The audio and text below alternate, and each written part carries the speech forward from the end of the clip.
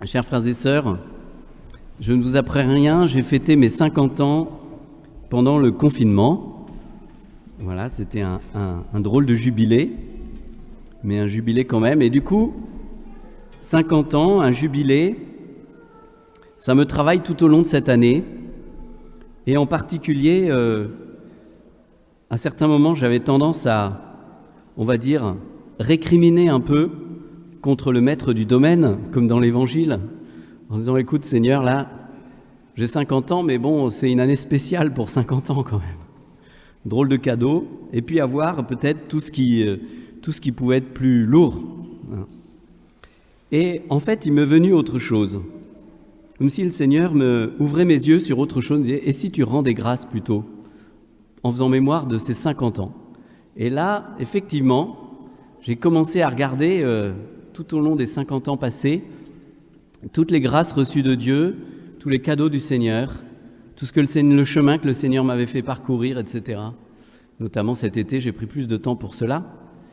Et est monté dans mon cœur un sentiment immense de gratitude. Et je dois dire qu'il ne me quitte pas et que je cherche à cultiver, bien sûr, et qui m'aide au milieu même de cette situation que nous vivons et qui, à juste titre, peut encore à nouveau nous inquiéter et qui n'est pas réjouissante à bien des égards, eh bien, me donne une force incroyable, celle de la gratitude, celle de ouvrir les yeux sur tout ce que le Seigneur fait pour nous, tout ce qu'il a fait, et sur sa fidélité dans nos vies. Ça nous aide à nous appuyer sur tout ce que le Seigneur a fait pour avancer, pour être sûr que quoi qu'il arrive, le Seigneur va continuer à nous bénir parce qu'il ne sait faire que cela. Pourquoi je vous raconte cette histoire assez personnelle? Simplement parce que je crois profondément en lisant cette parabole de Jésus que c'est ce à quoi le Seigneur nous invite.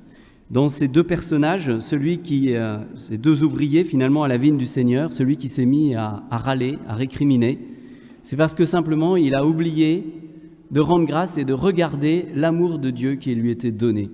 Il aurait pu dire « Mais c'est merveilleux, je travaille à la vigne du Seigneur depuis tant d'années, j'ai cette joie d'être avec mon Dieu et il se donne à moi, il me comble, je suis son ami, puisque le Maître l'appelle même mon ami.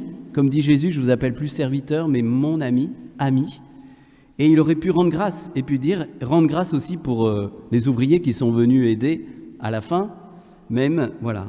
Mais Dieu leur donne la même chose parce que Dieu n'a pas deux sortes d'enfants. Dieu ne sait qu'aimer. Alors, quelle qu'ait été notre vie, peut-être on a découvert le bon Dieu il y a 1 mois, il y a 10 ans, il y a 50 ans, on est tombé dedans quand on était petit, ou au contraire, on a mené une vie sur des chemins de traverse avant de redécouvrir le Seigneur. Eh bien, l'amour de Dieu se donne pareil. Dieu n'est qu'amour, il ne sait qu'aimer. Et comme disait saint Augustin, la mesure d'aimer, c'est d'aimer sans mesure. Donc Dieu se donne tout entier. Il ne fait pas de calcul avec nous.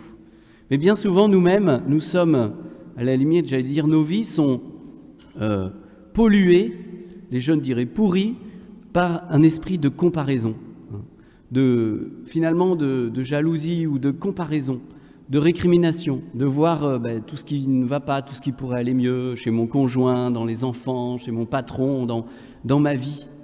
Et prendre conscience de tout ce que nous avons.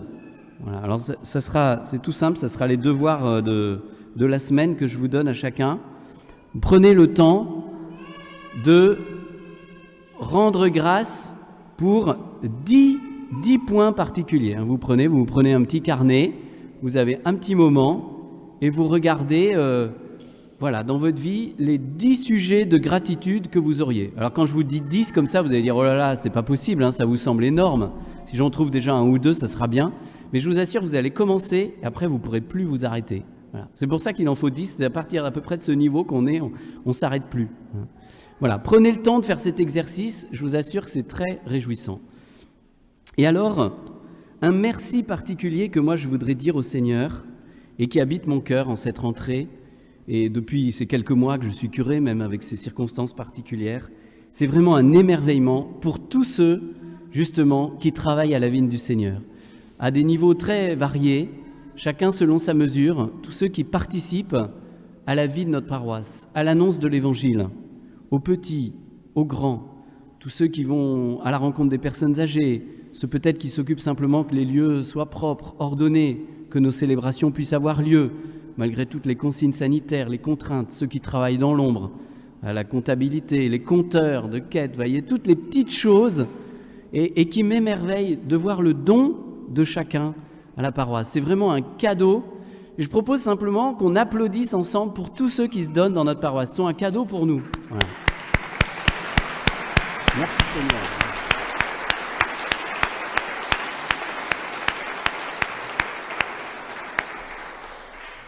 Merci pour eux, pour tous ceux qui servent humblement. Et puis, simplement aussi, merci pour les parents, les papas et les mamans qui donnent le meilleur pour leurs enfants.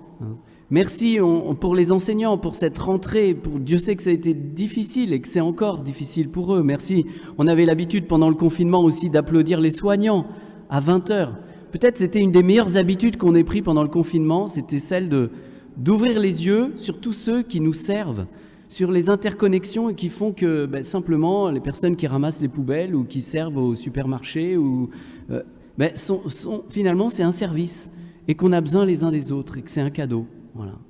Et ça peut nous aider énormément ainsi de garder cette bonne habitude de la gratitude les uns envers les autres, envers tout ce qui est donné, tout ce qui est partagé. Vous voyez, notre société, le monde, la paroisse bien sûr, l'Église, vit sur le don, le service de chacun.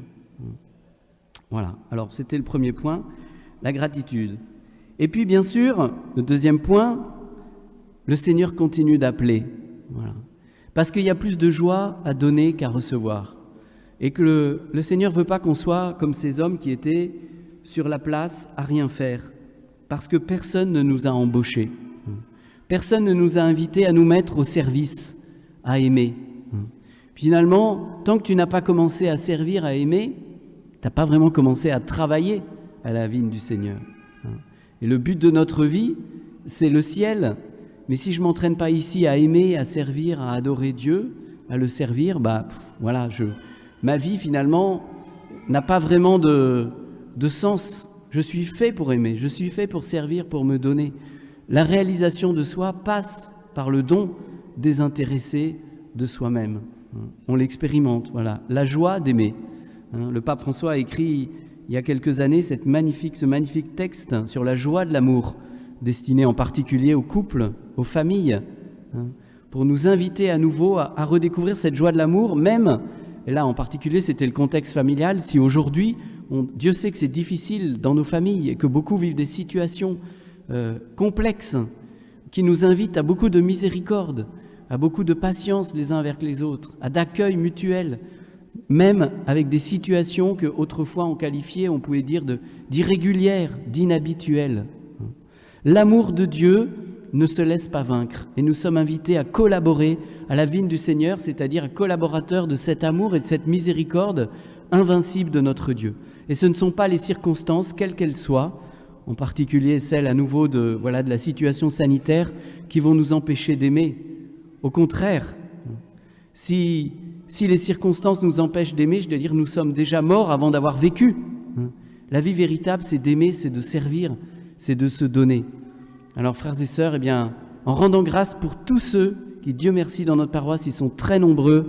Et voilà, en vous voyant, je vois déjà tous ceux parmi nous qui servent pour tout ce que vous faites, le don de chacun, souvent dans la joie. Je voyais encore les retraites de première communion hier, etc. Malgré les circonstances difficiles, chacun donne le meilleur. Pour moi, c'est la plus grande action de grâce et ce qui me donne le plus de force de voir que, parmi nous, ce n'est pas la situation sanitaire qui nous empêche de nous donner, de servir, d'aimer, de rester connectés les uns aux autres, même si nous avons, entre guillemets, ces fichus masques. Mais voilà, il faut les porter pour faire le mieux, pour enrayer l'épidémie, et ces distances aussi. Mais, frères et sœurs, le bon Dieu ne nous a pas créés pour qu'on reste spirituellement et de cœur à distance. Il reste proche de nous et nous devons rester proches les uns des autres. Nous devons continuer à être, comme nous y a invité aussi notre évêque dans sa lettre pastorale, fraternel, à vivre d'une grande intériorité avec le Christ et créatif dans l'amour pour continuer à nous aider, à nous soutenir les uns les autres, même si les circonstances sont plus difficiles. Peut-être que d'ici quelque temps, on pourra moins se rassembler, c'est déjà le cas d'une certaine manière, mais l'amour de Dieu est plus fort que tout cela. Et nous sommes invités les uns les autres à lui faire confiance, à nous mettre au service pour que cet amour du Christ continue de circuler au milieu de nous. Lui qui a déjà vaincu la mort sur le bois de la croix, il compte sur chacun d'entre nous pour travailler à sa vigne, pour être des ouvriers, des artisans d'espérance, de paix, de joie, de miséricorde, de bonté envers notre monde qui en a tant besoin. Alors rendons grâce à Dieu pour tout ce qu'il nous donne, rendons grâce à Dieu pour la fraternité, pour les frères et sœurs qui sont des cadeaux, pour tous ceux qui servent, qui aiment, qui se donnent malgré tout, même dans les difficultés. Et rendons grâce à Dieu pour le chemin qu'il va nous donner de continuer à parcourir avec lui, parce qu'il est avec nous, le Seigneur de l'univers, comme dit le psaume. Il nous précède, il passe devant nous, il a ouvert un chemin que rien ni personne ne pourra fermer envers ce chemin qui nous mène à la vie véritable vers son Père. Amen.